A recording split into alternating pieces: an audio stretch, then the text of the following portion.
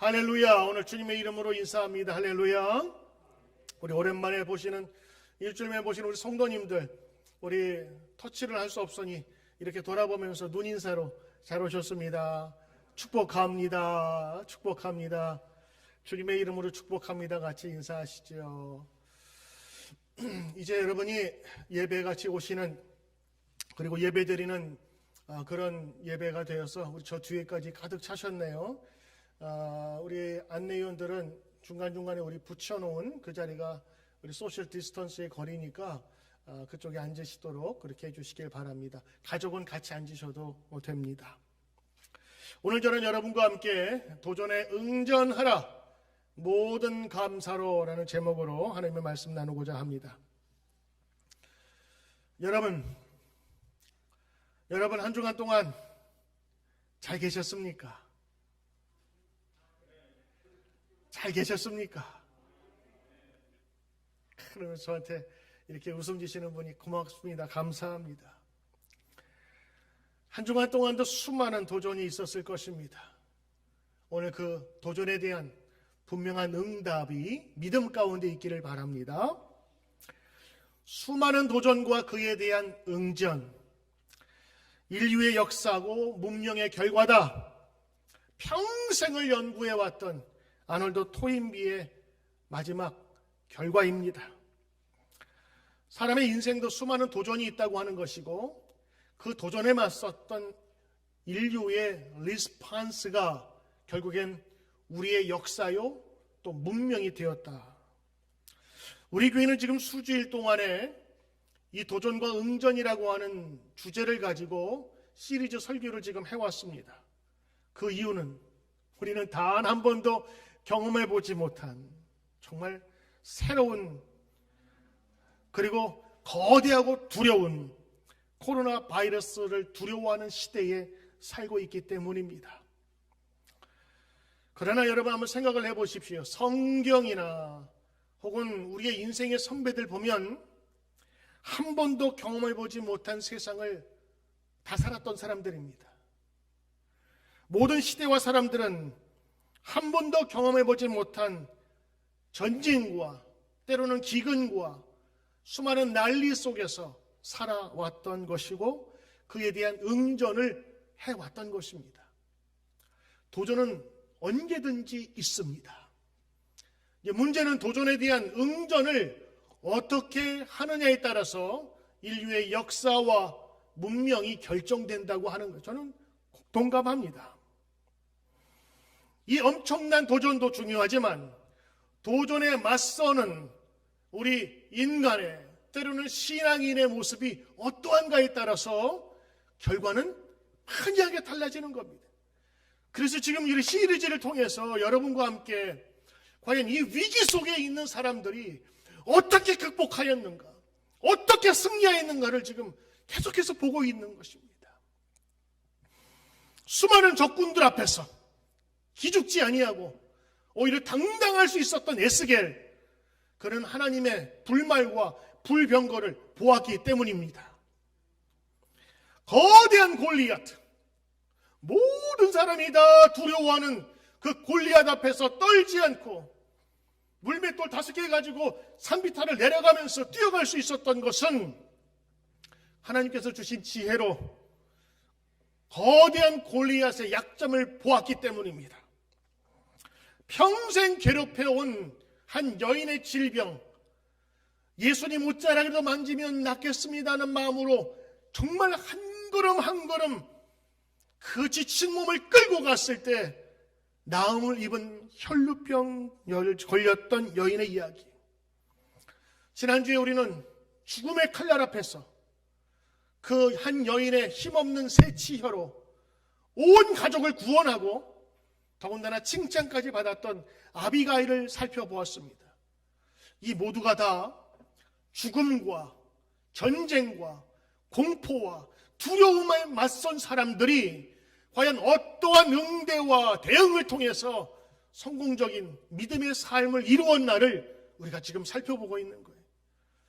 저도 여러분, 여기까지 언급되었던 모든 사람들의 장점 하나라도 내 마음에 새기겠다 하는 마음이 생긴다면 그건 하나님께서 주신 특별한 은혜라고 저는 믿습니다. 여지까지 살펴본 사람들, 한 번도 경험해보지 못한 새로운 세계에서 믿음의 방법으로 응대한 사람이었고 결과는 대성공이었습니다. 가장 적절하고 믿음의 응전과 대응이 그 가족을 살리고 그 사람을 살리게 된 거예요. 여러분, 성경이 중요한 이유가, 예배 때 오늘 말씀이 중요한 이유가 이 말씀을 들으면서 우리가 지금 거기에서 좋은 교훈과 깨달음을 얻고자 하는 것입니다.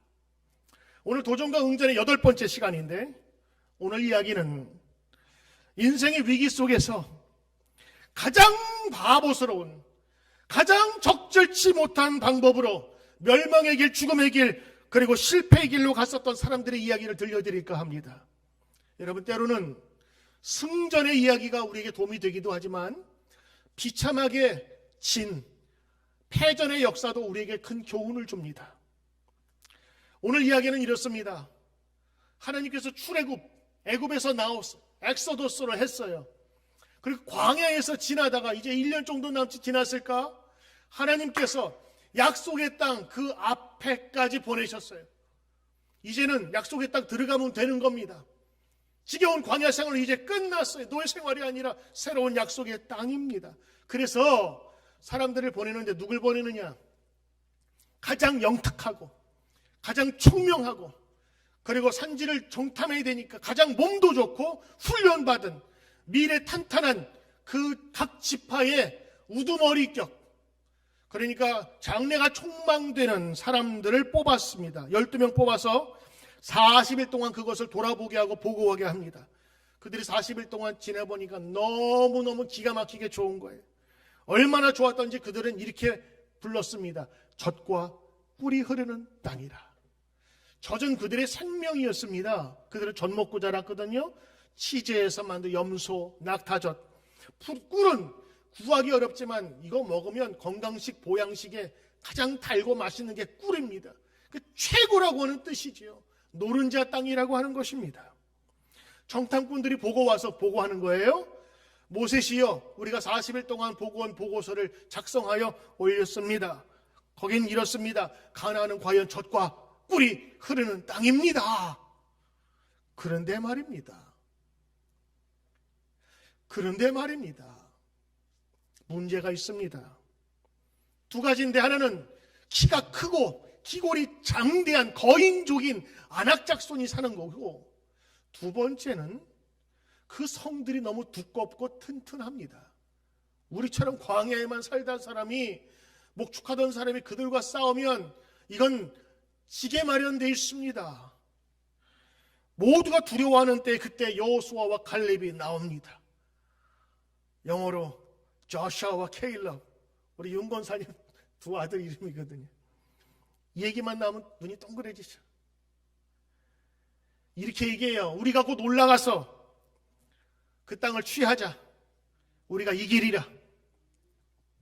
다른 정탐꾼들이 그 소식을 듣고 또 맞받쳐 얘기합니다. 악평이라고 그래요. 성경에는 악평이라고 그랬어요. 악하게 얘기하는 거예요. 아니, 저렇게 좋아하는 사람도 있는데 거기 갔다 죽어.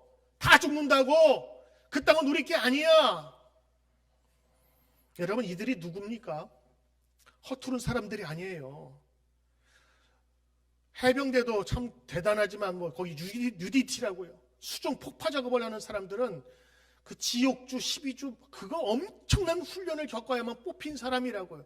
그거보다 더 많은 사람 중에 뽑힌 사람이 12명이에요. 근데 그 12명의 이야기가 지금 어떻습니까? 굉장히 부정적이고, 그리고 갔다 온 이후에 그 좋은 젖과 꿀이 흐르는 모든 풍성한 것을 보면서도 악평을 하죠. 그때의 갈렙이 이 정탐꾼의 주장에 반박했던 그 단어들을 한번 보십시오. 첫째, 올라가자. 둘째, 취하자. 세 번째, 이길 것이다. 이게 세 가지가 지금 갈렙이 쓴 단어요. 그들에게 주장하는 바입니다. 왜였을까요? 이 단어는 하나님께서 가나안 땅을 주시겠다는 확신 가운데 한 말씀이에요. 갈렙의 눈에는 자기들 지금 겪는 문제보다 하나님의 약속이 더 크게 보이는 거예요. 그러나 다른 10명들은 하나님의 약속보다 문제가 더 크게 보이는 거죠. 우리 인생의 도전도 마찬가지예요. 모든 사람에게 똑같은 도전이 오더라도 어떤 사람에게는 너무 버거운 사람이 있고 어떤 사람에게는 그걸 쉽게 이기는 사람이 있다고요. 도전은 누구에게나 있어요. 그러나 문제를 보는 것이 아니라 하나님이 더 크게 보일 때에 해결될 수 있는 줄 믿습니다. 이 갈렙의 주장을 반박한 다른 정탐꾼들은요, 두려움과 공포에 잡혀서 이렇게 얘기합니다. 우리는 못 가리라. 우리는 능히 할 수 없으리라. 그리고 그들은 우리보다 강하니라. 다 부정적인 이야기를 하죠. 두려움에 한번 사로잡히면 그 다음부터는 모든 시선과 모든 생각이 다 굽어지게 돼 있습니다. 그래서 두려움은 무서운 거예요. 그리고 이 두려움에는 엄청난 속도의 전염성이 있습니다. 금방 퍼져버려요. 용기와 희망과 소망은 참 더뎌요. 그런데 이 두려움과 공포는요, 한순간에 퍼지는 것입니다. 그 말을 들은 백성들은 어떻게 해요? 여러분 1절에 해놨지만 14장 1절에 곧이어 나오는 말씀인데, 온 회중이, 모든 백성들입니다. 소리를 높이 부르짖으며 밤새도록 통곡하였더라. 여러분 이거를 좀 길게 읽으셔야 돼요. 무리들이 많고 밤새도록 통곡했어요. 통곡은요 정말 곡하는 겁니다. 울면서 여기까지 와서 죽는구나. 아니 하나님이 이래 여기까지 와서 왜 우리를 여기서 죽이실까? 예전에 애굽 땅에서 죽이시지. 오늘 여러분이 보시면 이 두려움이 10사람에서부터 전체로 퍼지는 데는 불과 1시간도 걸리지 않았어요. 오늘 이 말씀을 묵상하면서 뭐가 생각났는 줄 아세요? 그 백성들이 꼭 우리 같다라는 생각이 들었어요. 코로나라는 거대한 세력, 이것 때문에 지금 다 막혀버리고 소통이 안 돼요. 두려운 얘기될 뿐. 요즘에 TV 보기가 어려워. 뉴스 보기가 힘들어요. 몇 명이 죽었다, 몇 명이 확진됐다, 백신이 나온다는 얘기는 있지만 그 백신, 코로나에 딱 맞는 백신이 또 변종되면 또 어떡할 거예요? 그 두려움이 있고. 지금 유럽에서는 마스크 외부에서 안 쓰면 130만 원이니까 한 1000불 정도라는 마스크 그 벌금까지 매긴다고 하는 그 답답한 실. 또 이쪽에서는 마스크 안 쓴다고 막 불태우면서 항의 시위하고, 세상이 지금 온갖 것에 지금 막혀서 다 돌아가 버려요. 그리고 안 된다는 얘기들로 가득 차 있죠. 그들은 통곡했듯이 우리도 모르는 사이에 안 되는 비즈니스를 붙잡고 통곡하던 그 밤이 얼마나 많이 있습니까? 꼭 우리 같았어요. 여러분 그때 갈렙과 여호수아의 한번 말을 보십시오. 같은 걸 보면서 다른 생각을 갖고 있었던 무리, 오늘 특별히 갈렙과 여호수아의 이야기입니다. 케일럽이 이렇게 얘기합니다.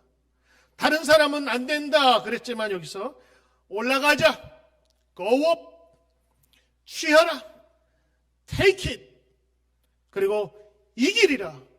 영화 NIV 보니까 we can do it, we can do it, 우리가 할 수 있습니다. 언어와 단어 사용이 전혀 다릅니다. 어떤 사람들이요? 같은 것을 보거든요.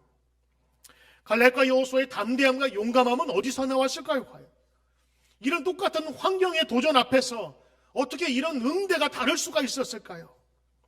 여호수아와 갈렙의 응전, 그 리스폰스는 두려움에 따른 다른 10명과는 전혀 다른 것이었습니다. 여러분이라면 어디에 서겠습니까? 예? 여러분이라면 어디에 서시겠어요? 죽음의 위기 속에서 바르고 지혜로운 리스폰스, 응전은 살 길을 우리에게 열어줍니다. 그러나 어리석은 응전은 모두를 죽게 하는 것입니다.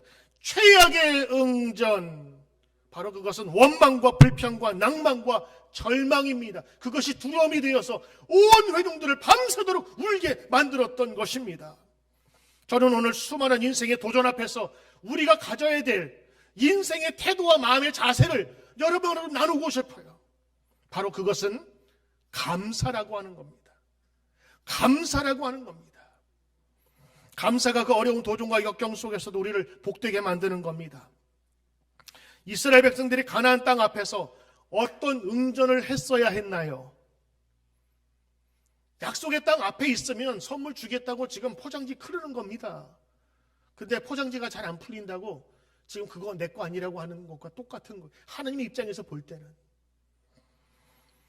그러므로 저는 오늘 여러분과 함께 감사로 사는 3가지 방법을 간략하게 여러분과 나누고자 합니다. 첫째, 모든 인생의 도전은 감사로 받아야 합니다. 모든 인생의 도전은 감사로 받아야 합니다. 감사로 받아야 합니다. 감사로 받아야 되는 거예요. 왜냐? 성도는 감사의 사람이기 때문에 그래요.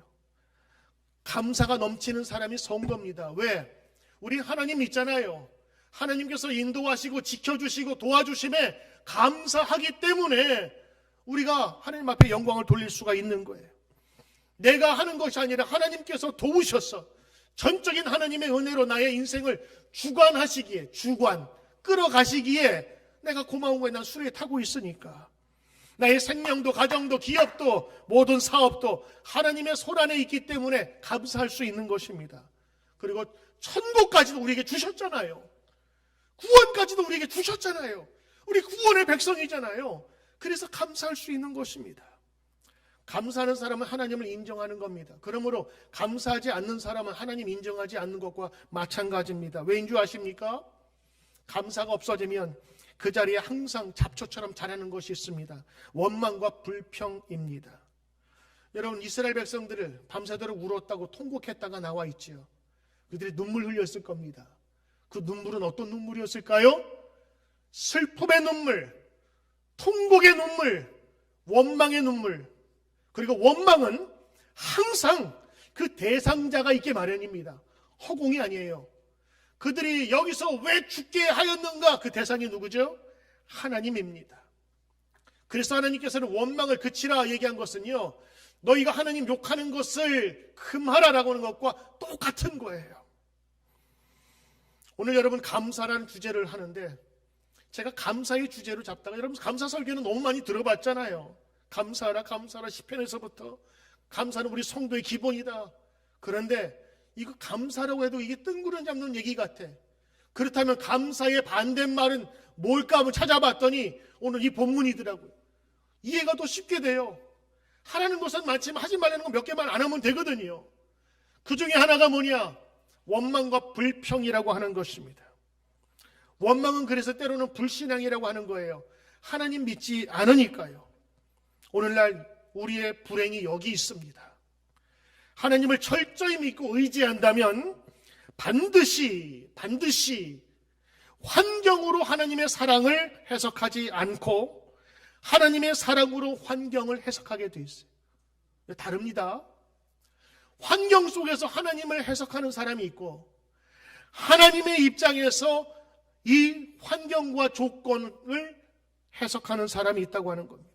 민수기 14장에는 백성들이 밤새도록 울었어요. 그 눈물의 의미는 이제 죽었다고 하는 것입니다. 그리고 그 원인을 누구에게 돌려요? 누구에게 돌려요? 대상자가 있다니까요. 하나님이었어요. 죽이려면 옛날에 죽이지 여기까지 와서 죽입니까? 오늘 여러분, 우리는 인생을 살면서 이러한 문제의 도전에 굉장히 예민하고 싫어합니다.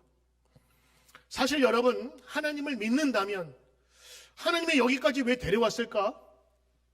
그리고 문제가 있다면 그 문제는 뭘까? 우리를 죽이려고 이런 문제를 주신 건 아닐 텐데 그런 생각 해봐야 되지 않겠어요? 당연히. 그건 성도로서 마땅히 가져야 될 자세 아니겠어요? 우리 모두가 문제없는 인생을 살고 싶어 합니다. 그러나 여러분 아십시오. 문제가 없는 곳은 무덤밖에 없습니다. 여러분, 지금 우리가 살고 있다는 것은 수많은 스트러글과 싸움이 있다고 하는 거예요. 보이는 바이러스, 우리 몸이 지금 싸워서 이기고 있기 때문에 여러분 여기 있는 것입니다. 저는 문제를 좋아하지 않습니다. 도전도 그렇게 썩 반갑게 맞이하고 싶진 않아요. 그러나 하나님은 우리가 좋아하지 않는 이 문제와 도전을 통해서 놀라운 일을 이루게 하십니다. 문제가 다가올 때, 우리 앞에 놓여질 때 중요한 것은 문제를 바라보는 시각과 해석에 있습니다. 오늘 전혀 다른 두 개의 해석이 존재하잖아요. 하나는 죽겠다, 못 간다, 그들은 우리보다 강하다. 또 하나의 해석은 가라, 취하자, we can do it, 우리 할 수 있다. 문제를 성경적으로 긍정적으로 해석하는 훈련을 우리 성도들은 해야 합니다. 왜냐? 하나님의 기적이 있는 곳에서는 반드시가 문제가 있었습니다. 바꾸어 말하면 문제가 있는 곳에는 하나님의 기적이 나타난다는 사인인 것입니다. 문제가 없으면 기적이 없습니다. 문제의 크기가 기적의 크기를 결정하는 겁니다. 작은 문제는 작은 기적, 큰 문제는 큰 기적을 창조한 것입니다. 이스라엘 백성들이 문제 앞에서 자동적으로 튀어나오는 말, 원망과 불평이었습니다. 자, 어렵고 짜증나면 원망, 불평 나오잖아요. 그게 당연한 사람의 이치인데 오늘 이들이 아주 치명적인 오류를 범합니다. 이 원망과 불평으로 대항으로 말미암아 하나님께서 그들에게 저주하셔요. 심판하셔요. 그들은 감사로 받았어야 됐어요.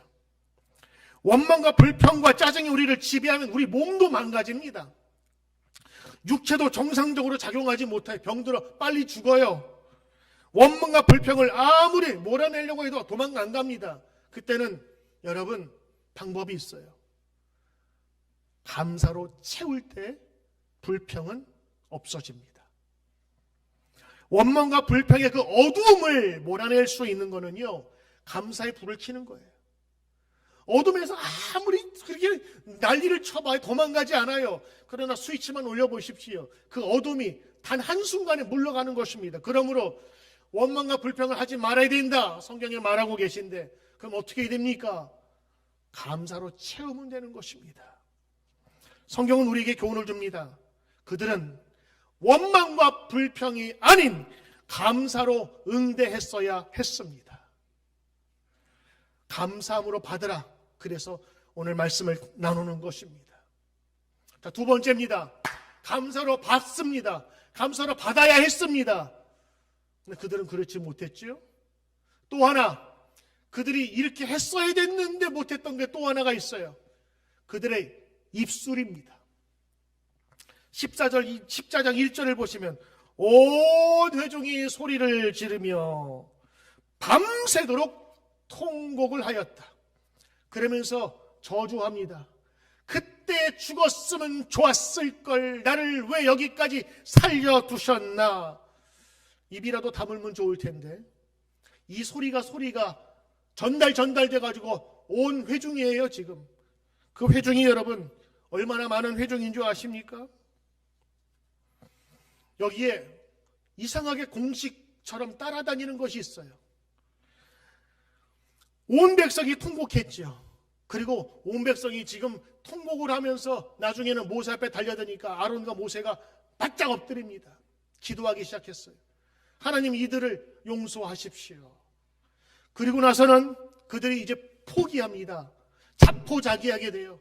이젠 다 죽었구나. 그리고 나서 이어지는 통곡과 포기, 원망, 그리고 또 이어지는 게 있습니다. 여호수아와 갈렙을 돌로 쳐 죽이려고 사람들이 지금 달려왔습니다. 여러분, 이건 세트예요. 선물 종합 세트. 원망과 불평, 그리고 시기, 낙심, 절망, 포기, 그 다음에는 그 대상자를 찾지요. 죽일 사람을. 그리고 갈렙과 여호수아를 죽이려고 돌 들고 지금 다가오는 거면 죽었어요. 근데 하나님께서 그걸 막으셨어요. 성경에는 아주 짧은 글로 되어 있습니다. 하나님께서 요술을 부리셔가지고 아마 내가 볼 때는 성막에서 그냥 구름 기둥 같은 것이 푸악 소리 내면서 그냥 불 같은 것이 唰 일어났을 거예요. 그 사람들이 멈칫거린 거예요. 죽이려다가. 오늘 여러분, 원망과 불평에는 그것으로 끝나지 않아요. 반드시 자포자기와 자기 학대, 그리고 불안과 공포와 마지막엔 죽음으로 이어집니다. 이거는 반드시 악으로 순환되게 되어 있습니다. 그때 하나님께서 개입하셔서 이렇게 말씀하십니다. 여러분 잘 들어보십시오. 하나님께서 말씀하십니다. 여호와께서 모세에게 이르시되 이 백성이 어느 때까지 나를 멸시하겠느냐? 내가 그들 중에서 많은 이적을 행하였으나 어느 때까지 나를 믿지 않겠느냐? 지금 원망과 불평밖에 한 게 없어요, 하나님한테. 근데 하나님 뭐라고 그래요? 이 백성이 언제까지 나를 믿지 않느냐? 신앙과 연결시켜 버리셨어요. 하나님은 그렇게 받아들인 거예요. 그리고 23절 22절에 이렇게 얘기합니다. 너희가 내 기적을 보고도 10번이나 나를 시험하고 내 목소리를 듣지 않았으니 그들의 조상에게 맹세한 땅을 결단코 보지 못하리라. 그리고 나를 멸시한 사람은 한 사람도 그것을 보지 못하리라. 결국 이 말이 뭐예요? 너희 광야에서 다 죽었어. 광야에서 다 죽겠다는 얘기입니다. 그리고 더욱이 더 심각한 말을 합니다. 28절에 있는 말씀인데 너희 말이 내 귀에 들린 대로 내가 너희에게 행하리라. 너희 말이 들린 대로 내가 행하리라. 너희들이 죽겠다 내가 죽여주마. 니들이 스스로 죽을 것도 없다. 니들이 입 뱉은 대로 내가 해주마. 내 귀에 들린 대로 내가 행하리라. 여러분 하나님은 우리 말 다 듣고 계셔요. 그리고 사실은 하나님께서 죽이지 않으셔도 죽겠다 하는 사람은 진짜 죽습니다. 자기가 자신을 죽이는 것이고 자기 영혼을 죽이는 거예요. 그런데 더욱이 무서운 말은 하나님이 그 백성을 죽이시겠다고 하는 거예요. 여러분 우리의 믿음의 말이 있고 죽음의 말이 있습니다. 선택할 수 있습니다. 복음의 말이 있고 소망의 말이 있고 여러분 그 말을 자꾸 하면 그 말대로 됩니다. 자꾸 부정적인 말, 불신의 말, 절망적인 말, 자포자기하는 말을 계속해서 되뇌어 보십시오. 안 그런 것 같죠? 이 쇠뇌가 됩니다. 머리가 브레인 와시가 돼가지고 더러운 것만 가득 차게 되는 거예요. 공포와 두려움이 있게 되는 거예요. 여러분 한국말에 말이 씨가 된다 그랬어요. 반드시 씨는 열매 맺게 돼 있다고요. 성경은 이렇게 말합니다. 잠언 18장 21절에 죽고 사는 것이 혀의 힘에 달렸나니 혀를 쓰기 좋아하는 자는 혀의 열매를 먹으리라. 좋은 혀를 쓰는 사람은 좋은 열매 맺을 것이고 나쁜 혀를 쓰는 사람은 나쁜 열매를 맺을 것이다. 그 성경의 지혜의 말씀이에요. 그러므로 우리는 감사의 말을 담아야 합니다. 차라리 감사를 못하고 불평과 원망이 나올 때는 입을 닫는 것이 제일 좋은 응답입니다. 부부싸움 할 때 여러분 언제 더 터지는 줄 아세요? 마지막 그 한마디. 그 마지막 한마디를 안 해야 써야 되는 거예요. 나가면서 툭 던지죠. 에이 집안이, 에이 피가. 그러면서 마지막 한 얘기가 여러분 그것이 가정의 저주를 갖고 오게 되는 거예요. 우리 교회 어느 한 권사님이 저하고 얘기하는 중에 저한테 이런 제안을 해주셨어요. 목사님, 우리 교회에서 감사와 운동을 했으면 좋겠습니다. 어느 목사님 얘기를 들으니까 너무 공감이 되대요. 그게 뭐냐면 하루에 3개씩 신청한 사람들 카톡방을 만들어서 감사를 하루에 3개씩 올리는 거예요. 자기는 3개지만 10명이 하면 30개잖아요. 근데 어떤 효과가 있냐면 다른 사람이 이런 환경에서 참 어렵겠다 힘들겠다 했는데 오히려 그분이 감사한 걸 보면서 내가 더 은혜를 받기도 하고 저런 조건에서 어떻게 감사할 수 있을까는 전혀 다른 감사를 보게 되면서 은혜를 받는 거예요. 근데 제가 지금 기도 중에 있어요. 왜냐하면 요즘 우리 성경 통독하면서 하도 통독했다고 하는 카톡이 많아가지고 지금 겹칠까봐 지금 기도 중에 있습니다. 말씀으로 이제는 무장했으니 감사로 담을 때가 오게 되면 우리 그 운동도 함께 했으면 좋겠어요. 얼마 전 뉴욕 할렐루야 집회 때 강사로 오신 황성주 암 전문 의사고 목회자인 그분이 자신의 이야기를 그곳에서 이제 하게 되는 거예요. 그분은 의사시니까 이러한 것을 얘기하는 거예요. 감사의 심리학이라는 책이 있는데 그 책에 보면 사실 감사는 심리학적인 용어가 아니거든요. 이건 영적인 성경적인 이야기란 말이에요. 근데 이제는 심리학자들이 연구를 해가지고 긍정 심리학을 만들었어요. 근데 그 긍정 심리학을 하면 사람이 건강도 좋아지고 마음도 깨끗해지고 다 좋아진다고 하는 거예요. 근데 그 긍정 심리학의 최고의 실행 방법이 뭐냐? 감사라고 하는 거예요. 그분이 이제 차트를 가지고 설명을 하던데 이러더라고요. 불만과 좌절이 있을 때 심장박동, 호흡, 혈압이 불규칙한데 감사하는 마음을 가지고 감사합니다. 이 말만 하더라도 몇 분 안에 모든 것이 제 기능으로 정상으로 돌아온다는 것을 이제 학자들이 연구하면서 깨달은 거예요. 그래서 그 목사님이 의사죠. 그분이 얘기하는 거예요. 1시간 쉬는 것보다 두 손 들고 하나님 감사합니다, 하나님 고맙습니다 하면서 1분 기도하는 게 훨씬 영육간에 좋대요. 할렐루야. 한번 여러분 믿고 한번 해보세요. 그 황성종 목사님이 자기의 간증을 얘기하는 겁니다. 자기 어머니가 돌아가실 때가 되어서 가족들을 다 보고 임종을 지켜야 되니까 거기서 지키는데 어머니가 그 나쁜 상태로 계속 유지가 되는 거예요. 안 돌아가시고 힘들게 유지하고 계세요. 근데 그 황성준 목사님은 이제 며칠 있으면 독수리 훈련이라고 해가지고 몇 개월짜리 훈련을 이미 다 계약을 하고 돈까지 내서 취소할 수가 없었어요. 그걸 가야 되는 거예요. 근데 임종을 지켜야 되니 어떡하지? 하나님께 맡기고 가자. 가시기 전에 어머니 다녀오겠습니다. 마지막에 될지도 모릅니다. 그러나 제가 기도합니다. 그러면서 떠나면서 그 어머니한테 여기에 참 이만한 거다 글씨를 어머니께 대한 감사 10가지를 적었대요.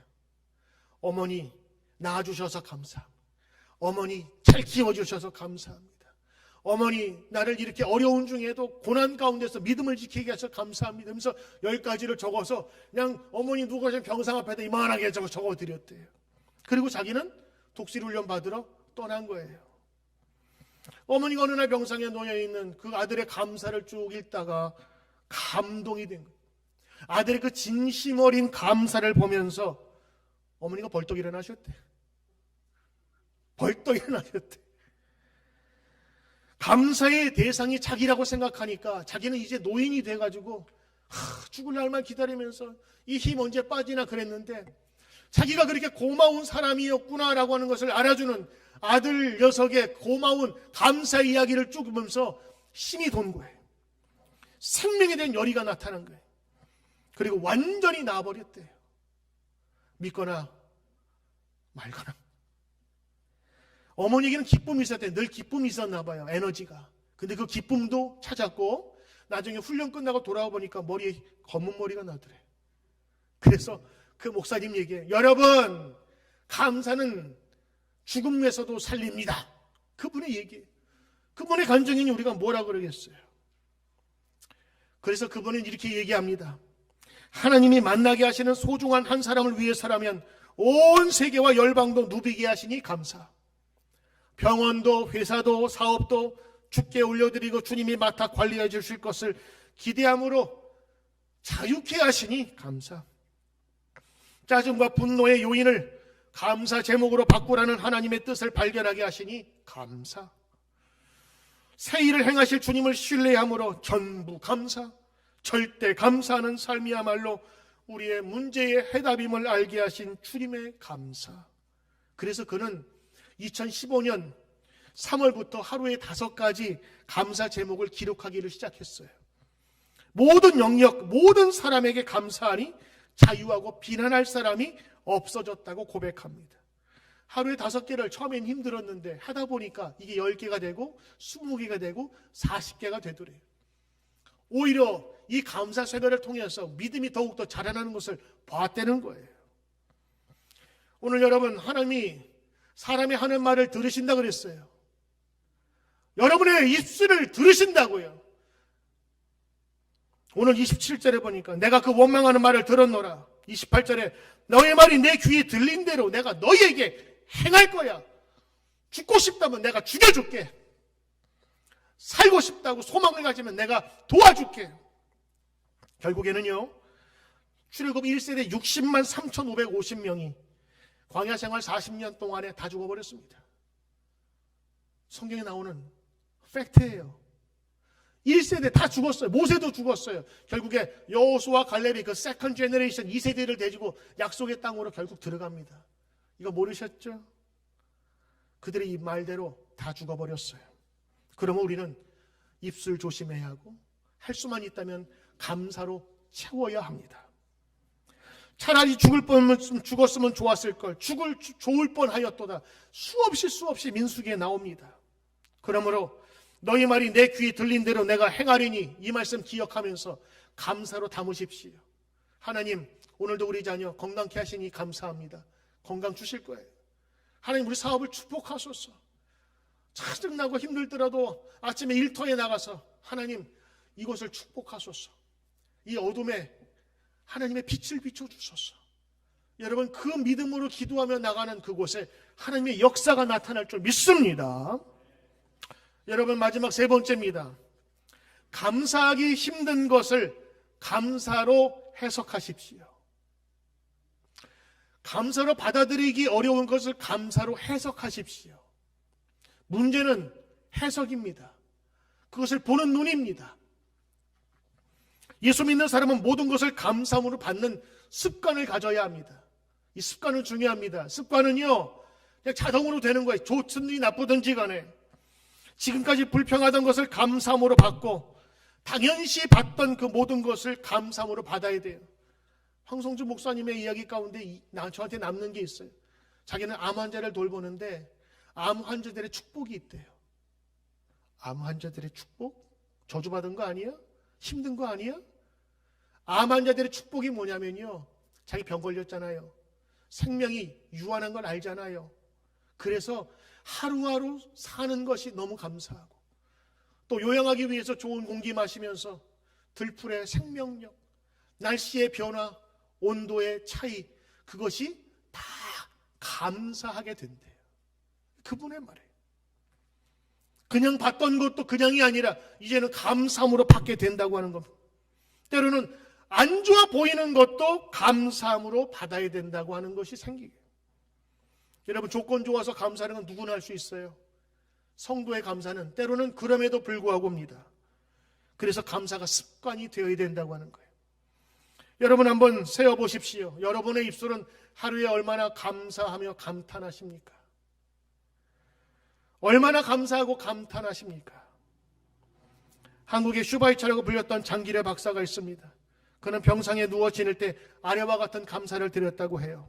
첫째, 하나님의 도우심으로 모든 일을 마치 내가 내 능력이 있어서 한 것을 생각하게 했던 불경죄를 깨닫게 해주셨다.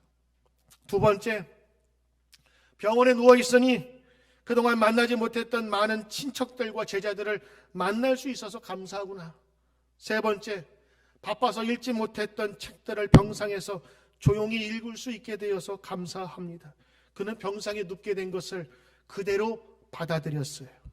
그러자 병상에 누운 것이 잃어버린 시간이 아니라 다른 것을 얻게 된 시간으로 바뀌게 된 것입니다. 여러분, 감사함으로 받으면 버릴 게 없습니다. 디모데전서 4장 4절 5절에 이렇게 말합니다. 하나님께서 지으신 모든 것이 선함에 감사함으로 받으면 버릴 것이 없느니라.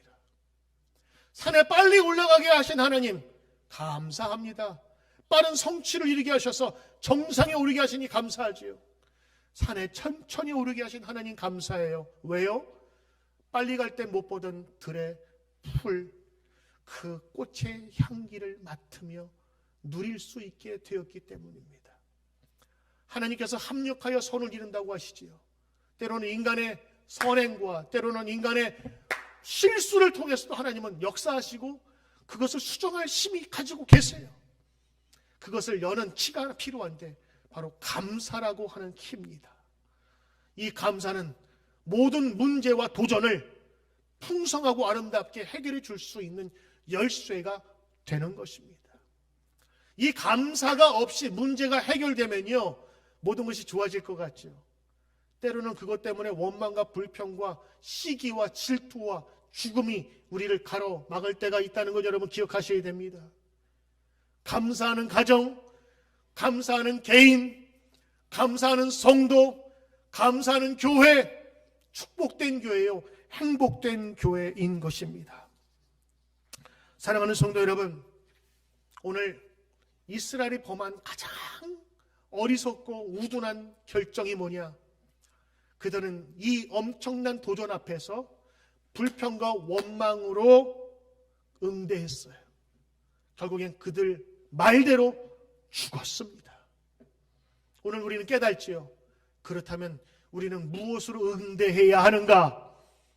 원망과 불평이 아닌 감사하는 것으로, 하나님의 은혜를 축복하는 것으로, 우리의 입술을 때로는 그렇지 않을지라도 하나님의 전적인 은혜 속에서 바라보면서 나 이제 하나님의 말씀대로 하나님의 뜻대로 살고자 합니다라는 믿음의 고백을 되뇌인다면 하나님께서는 들으실 것입니다. 그리고 이 또한 지나가리라. 그리고 훗날 그 미래의 과거를 돌아봤을 때 한 번쯤은 웃을 수 있는 기쁨과 행복을 주실 것이고, 여러분이 갖고 있는 그 문제가 크면 클수록 하나님의 더 큰 손이 임한다는 큰 은혜가 있음을 우리 마음속으로 기대하면서 오늘 함께 기도하고 하나님 찬양하기를 주의 이름으로 축복합니다. 기도하겠습니다. 하나님 감사드립니다. 하나님 감사하게 하옵소서. 모든 것을 감사함으로 받게 하소서. 감사로 해석하게 하소서. 우리 입술에 감사의 말을 넣어 주시옵소서. 우리 입술을 지키신 하나님, 우리의 기도와 우리의 말을 들으신 하나님, 그 말대로 된다 하였사오니 축복의 말 하게 하소서. 오늘 예수의 이름으로, 전능하신 하나님의 이름으로 우리 성도들, 말씀을 듣는 모든 이들을 축복합니다. 저들의 입술이 복되게 하옵소서. 예수 존귀하신 이름으로 기도드리옵나이다. 아멘.